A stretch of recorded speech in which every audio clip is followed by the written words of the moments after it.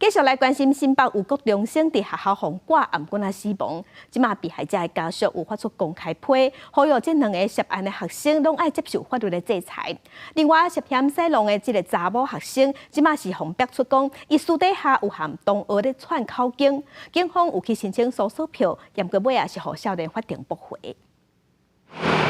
新北某学园，一名国中3年查甫学生和共校4岁少年涉嫌家刀攻击死亡。检方上验了后，彻查完成解剖，厘清确实死因。被害学生家属也心痛发声，不原谅涉案的学生。这个爸爸妈妈现在心情都很悲伤，现在一切都以孩子的后事为主。希望涉嫌教唆的以及杀人的能够受到应有的制裁，法律的制裁。家属发出公开批，呼吁2名涉案的学生拢爱受到应该有的法律制裁，也表达反废弃立场。更加希望政府重新检视少数法年纪甲相关配套，加紧司法脚步，搁全面检视即马校安甲学生辅导制度的空棚。面对囡仔突然死亡，环保协会启动关怀协助，会协助家属申请犯罪被害补偿金必要时，也会为家属聘请律师争取权益。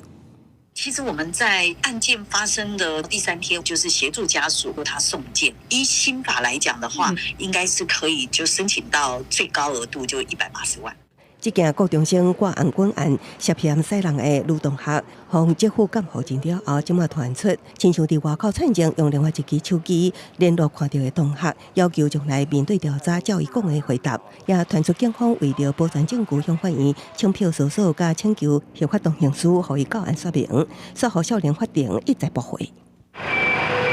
审理案件红消防7期，新北地院经检法书面回应，少年法庭对具体个案做的决定，以审判独立精神，无被评论。强调受理案件了后，当积极心情进行。只是代志发生较大，过1礼拜外，目前也咧少年法庭，还未移送检方侦办。记者综合报道。